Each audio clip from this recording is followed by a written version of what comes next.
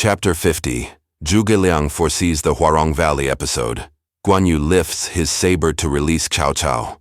The last chapter closed with Huang Gai in the water wounded. Cao Cao rescued from immediate danger, and confusion rampant among the soldiers. Pressing forward to attack the naval camp, Han Dong was told by his soldiers that someone was clinging to the rudder of his boat and shouting to him by his familiar name. Han Dong listened carefully, and in the voice at once he recognized that Huang Gai was calling to him for help. "That is my friend Huang Gai," cried he, and they quickly pulled the wounded leader out of the water. Then they saw Huang Gai was wounded, for the arrow still stuck. Han Dong bit out the shaft of the arrow, but the point was deeply buried in the flesh. They hastily pulled off his wet garments and cut out the metal arrowhead with a dagger, tore up one of the flags, and bound up the wound. Then Han Dong gave Huang Gai his own fighting robe to put on and sent him off in a small boat back to camp. Huang Gai's escape from drowning must be taken as proof of his natural affinity for, or sympathy with, water.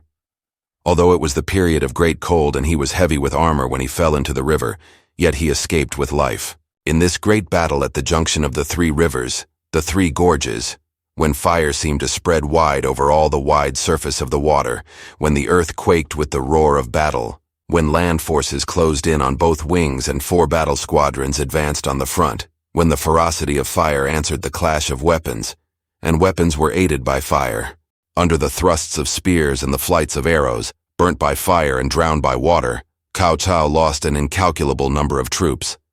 And a poet wrote, "When Wei and Wu together strove for the mastery, in the red cliffs fight the tall ships vanished from the sea, for there the fierce flames, leaping high, burned them utterly. So Zhou Yu for his liege lord got the victory." And another poem runs, "The hills are high, the moon shines faint, the waters stretch afar. I sigh to think how oft this land has suffered stress of war, and I recall how southerners shrank from the northern army's might, and how a favoring eastern gale helped them to win the fight." While fire was consuming the naval base of Cao Cao, Gan Ning made Kaizhong guide him into the innermost recesses of Cao Cao's camp. Then Gan Ning slew Kaizhong with one slash of his sword. After this, Gan Ning set fire to the jungle, and at this signal, Lu Meng put fire to the grass in 10 places near to each other. Then other fires were started, and the noise of battle was on all sides. Cao Cao and Zhang Liao, with a small party of horsemen, fled through the burning forest. They could see no road in front. All seemed on fire.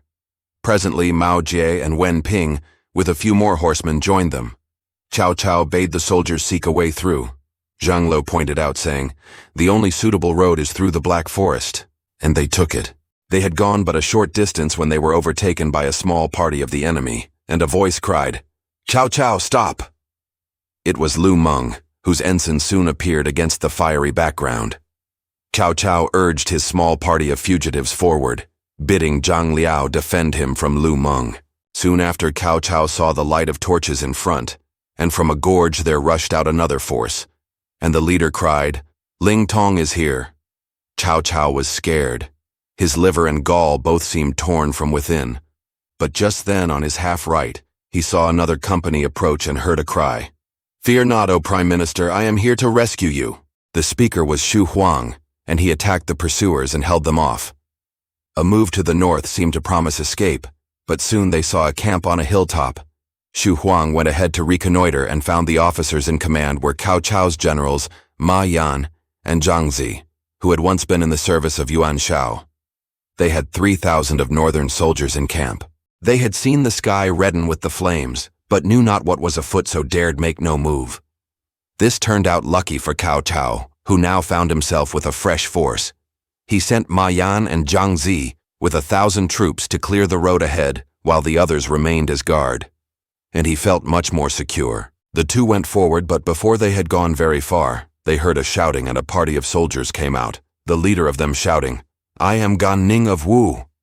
Nothing daunted the two leaders, but the redoubtable Gan Ning cut down Ma Yan. And when his brother warrior Zhang Zi set his spear and dashed forward, he too fell beneath a stroke from the fearsome sword of Gan Ning. Both leaders dead, the soldiers fled to give Cao Cao the bad news. At this time, Cao Cao expected aid from Hefei, for he knew not that Sun Quan was barring the road.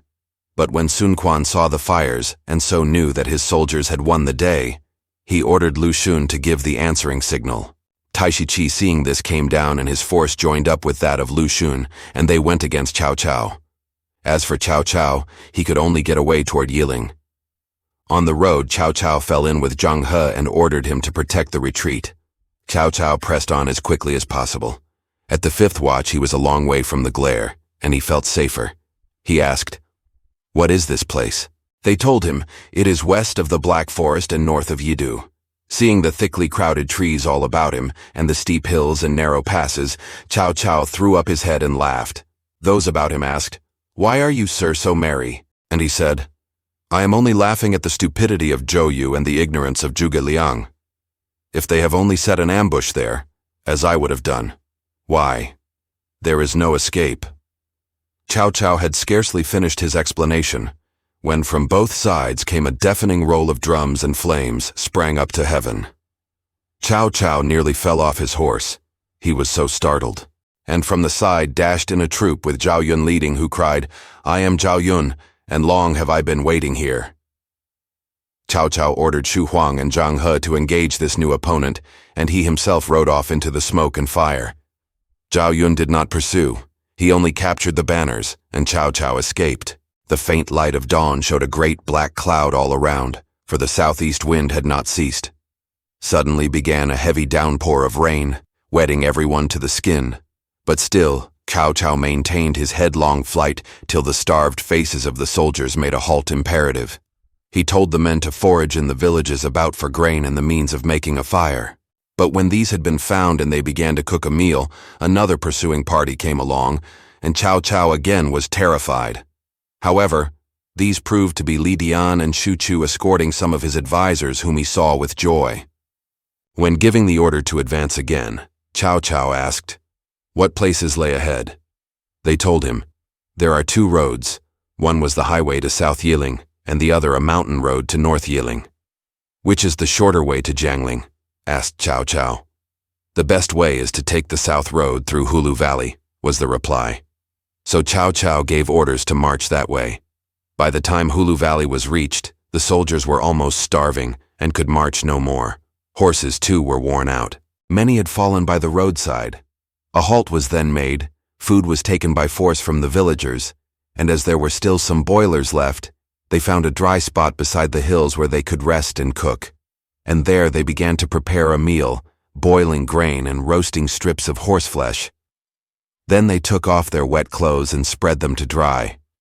The beasts, too, were unsaddled and turned out to graze. Seated comfortably in a somewhat open spot, Cao Cao suddenly looked up and began to laugh loud and long. His companions, remembering the sequel of his last laugh, said, "Not long since, sir, you laughed at Zhou Yu and Zhuge Liang. That resulted in the arrival of Zhao Yun and great loss of troops to us. Why do you now laugh?" "I am laughing again at the ignorance of the same 2 men. If I were in their place and conducting their campaign, I should have had an ambush here, just to meet us when we were tired out. Then even if we escaped with our lives, we should suffer very severely. They did not see this, and therefore I am laughing at them." Even at that moment behind them rose a great yell. Thoroughly startled, Cao Cao threw aside his breastplate and leaped upon his horse. Most of the soldiers failed to catch theirs, and then fires sprang up on every side and filled the mouth of the valley. A force was arrayed before them, and at the head was the man of ancient Yan, Zhang Fei, seated on his steed with his great spear leveled. "Whither would you flee, O rebel?" shouted he. The soldiers grew cold within at the sight of the terrible warrior. Shu Chu, mounted on a bare-backed horse, rode up to engage him, and Zhang Liao and Xu Huang galloped up to his aid. The 3 gathered about Zhang Fei, and a melee began, while Cao Cao made off at top speed. The other leaders set off after him, and Zhang Fei pursued.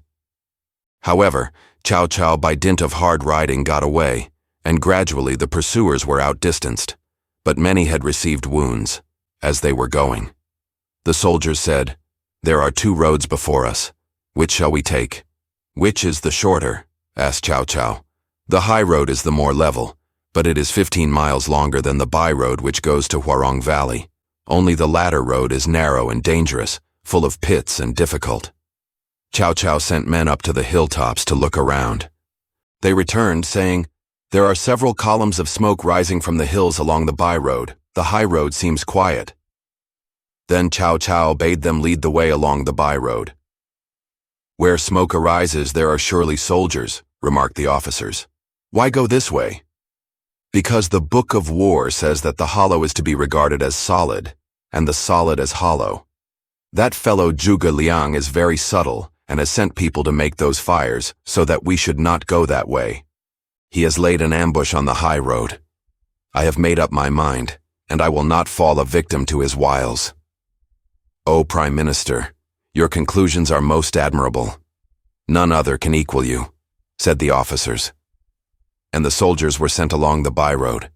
They were very hungry and many almost too weak to travel. The horses too were spent. Some had been scorched by the flames, and they rode forward resting their heads on their whips. The wounded struggled on to the last of their strength. All were soaking wet, and all were feeble. Their arms and accoutrements were in a deplorable state, and more than half had been left upon the road they had traversed. Few of the horses had saddles or bridles, for in the confusion of pursuit they had been left behind. It was the time of greatest winter cold, and the suffering was indescribable. Noticing that the leading party had stopped, Cao Cao sent to ask the reason. The messenger returned, saying, "The rainwater collected in the pits makes the ground a mire, and the horses cannot not move." Cao Cao raged. He said, "When soldiers come to hills, they cut a road. When they happen upon streams, they bridge them. Such a thing as mud cannot stay an army." So he ordered the weak and wounded to go to the rear and come on as they could, while the robust and able were to cut down trees and gather herbage and reeds to fill up the holes. And it was to be done without delay, or death would be the punishment of the disobedient or remiss. So the soldiers dismounted and felled trees and cut bamboos, and they leveled the road. And because of the imminence and fear of pursuit, a party of 100 under Zhang Liao, Shu Chu, and Shu Huang was told off to hasten the workers and slay any that idled. The soldiers made their way along the shallower parts, but many fell, and cries of misery were heard the whole length of the way. "What are you howling for?" cried Cao Cao. "The number of your days is fixed by fate. Anyone who howls shall be put to death." The remnant of the army, now divided into three, one to march slowly, a second to fill up the waterways and hollows, and a third to escort Cao Cao, gradually made its way over the precipitous road. When the going improved a little and the path was moderately level, Cao Cao turned to look at his following, and saw he had barely 300 soldiers. And these lacked clothing and armor and were tattered and disordered. But he pressed on, and when the officers told him the horses were quite spent and must rest, he replied, "Press on to Jingzhou, and there we shall find repose." So they pressed on. But they had gone only 1 or 2 miles when Cao Cao flourished his whip and broke once again into loud laughter. "What is there to laugh at?" asked the officers. "People say those two, Zhou Yu and Zhuge Liang, are able and crafty. I do not see it. They are a couple of incapables. If an ambush had been placed here, we should all be prisoners." Cao Cao had not finished this speech when the explosion of a bomb broke the silence, and a company of 500 troops with swords in their hands appeared and barred the way. The leader was Guan Yu, holding his green dragon saber, bestriding the red hare. At this sight the spirits of Cao Cao's soldiers left them, and they gazed into each other's faces in panic. "Now we have but one course," said Cao Cao. "We must fight to the death." "How can we?" said the officers. "Though the leaders may have some strength left, the horses are spent." Cheng Yu said, "I have always heard that Guan Yu is haughty to the proud, but kindly to the humble. He despises the strong, but is gentle with the weak. He discriminates between love and hate, and is always righteous and true. You, O Prime Minister, have shown him kindness in the past. If you will remind him of that, we shall escape this evil." Cao Cao agreed to try. He rode out to the front, bowed low, and said, "General, I trust you have enjoyed good health." "I had orders to await you, O Prime Minister," replied Guan Yu, bowing in return, "and I have been expecting you these many days. You see before you one Cao Cao, defeated and weak. I have reached a sad pass, and I trust you, O General, will not forget the kindness of former days. Though indeed you were kind to me in those days, Yet I slew your enemies for you and relieved the siege of Baima. As to the business of today, I cannot allow private feelings to outweigh public duty. Do you remember my 6 generals slain at the 5 passes? The noble person values righteousness. You are well versed in the histories and must recall the action of Yu Gong the archer when he released his master Zizhuo, for he determined not to use Zizhuo's teaching to kill Zizhuo. Guan Yu was indeed a very mountain of goodness, and could not forget the great kindness he had received at Cao Cao's hands, and the magnanimity Cao Cao had shown over the deeds at the 5 passes. He saw the desperate straits to which his benefactor was reduced, and tears were very near to the eyes of both. He could not press Cao Cao hard. He pulled at the bridle of his steed and turned away, saying to his followers, "Break up the formation." From this it was evident that his design was to release Cao Cao, who then went on with his officers. When Guan Yu turned to look back, they had all passed. He uttered a great shout, and Cao Cao's soldiers jumped off their horses and knelt on the ground crying for mercy, but he also had pity for them. Then Zhang Liao, whom he knew well, came along and was allowed to go free also. Cao Cao, his army lost, fled to the Huarong Valley. There, in the throat of the gorge, met he Guan Yu. Grateful was Guan Yu, and mindful of former kindness. Wherefore slipped he the bolt, and freed the imprisoned dragon. Having escaped this danger, Cao Cao hastened to get out of the valley. As the throat opened out, he glanced behind him, and saw only 47 horsemen. As evening fell, they reached Jiangling, and they came upon an army that they took to be more enemies. Cao Cao thought the end had surely come, but to his delight they were his own soldiers, and he regained all his confidence. Cao Ren, who was the leader, said, "I heard of your misfortunes, my lord, but I was afraid to venture far from my charge, else I would have met you before." "I thought I would never see you again," said Cao Cao. The fugitives found repose in the city, where Zhang Liao soon joined them. He also praised the magnanimity of Guan Yu. When Cao Cao mustered the miserable remnant of his officers, he found nearly all were wounded, and he bade them rest. Cao Ren poured the wine of consolation whereby his master might forget his sorrows. As Cao Cao drank among his familiars, he became exceedingly sad. Wherefore they said, "O Prime Minister, when you were in the cave of the tiger and trying to escape, you showed no sign of sorrow.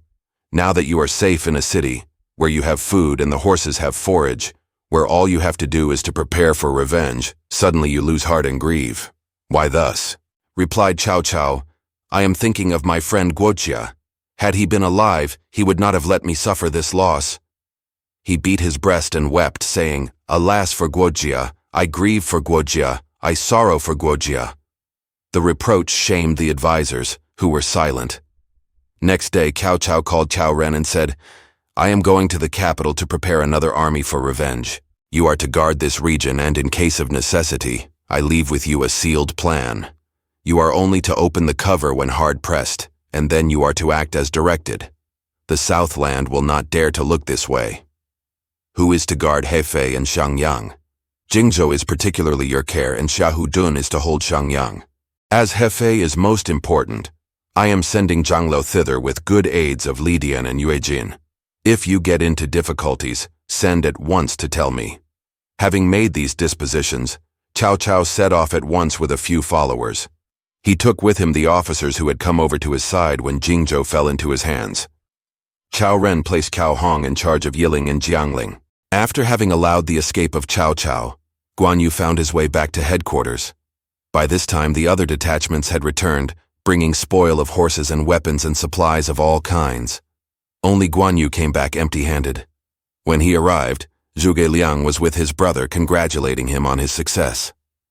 When Guan Yu was announced, Zhuge Liang got up and went to welcome him, bearing a cup of wine. "Joy, O General," said Zhuge Liang. "You have done a deed that overtops the world. You have removed the empire's worst foe and ought to have been met at a distance and felicitated." Guan Yu muttered inaudibly, and Zhuge Liang continued, "I hope it is not because we have omitted to welcome you on the road that you seem sad." Turning to those about him, Zhuge Liang said, "Why did you not tell us Guan Yu was coming?" "I am here to ask for death," said Guan Yu. "Surely Cao Cao came through the valley." "Yes, he came that way and I could not help it. I let him go." "Then whom have you captured?" "No one." Then you remembered the old kindness of Cao Cao, and so allowed him to escape. But your acceptance of the task with its conditions is here. You will have to suffer the penalty. Zhuge Liang called in the lictors and told them to take away Guan Yu and put him to death. What actually befell will be seen in the next chapter. Thanks for watching. Please like the video and subscribe to the channel for more excellent content.